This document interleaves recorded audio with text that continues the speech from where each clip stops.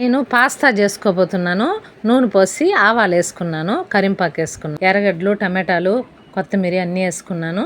టమాటాలు కూడా వేసుకున్నాను. బాగా వేగనించాలి. 2 గుడ్లు కొట్టి పోసాను. కోడిగుడ్లు పోసిన వెంటనే మా వీడియోని లైక్ చేయండి, సబ్స్క్రైబ్ చేయండి.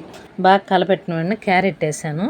క్యారెట్ వేసిన వెంటనే నేనైతే పాస్తా ఉడకబెట్టి పక్కన పెట్టుకున్నాను.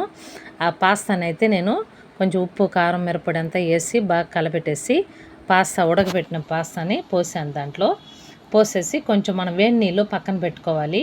వేడి నీళ్ళు అయితే బాగా కాంగబెట్టి పెట్టుకున్నాను. వేడి నీళ్ళు కూడా పోసాను. కొద్దిగా వేడి నీళ్ళు పోస్తే ఉడకడానికి సరిపోతుంది. ఆల్రెడీ ఉడకపెట్టినా కానీ అదంతా ఉడకాలి కదా, అందుకని కొద్దిగా నేను ఉడికి నీళ్ళు అయితే వాటర్ పోసుకున్నాను. ఇప్పుడు అన్నీ బాగా కలబెట్టి వేసుకున్నాను. పాస్తా రెడీ అయిపోయింది. తిని చూద్దాము టేస్ట్ ఎలా ఉందో. పాస్తా అయితే చాలా టేస్ట్ బాగుంది. మీరు కూడా ట్రై చేయండి. మా ఛానల్ లైక్ చేయండి, సబ్స్క్రైబ్ చేయండి.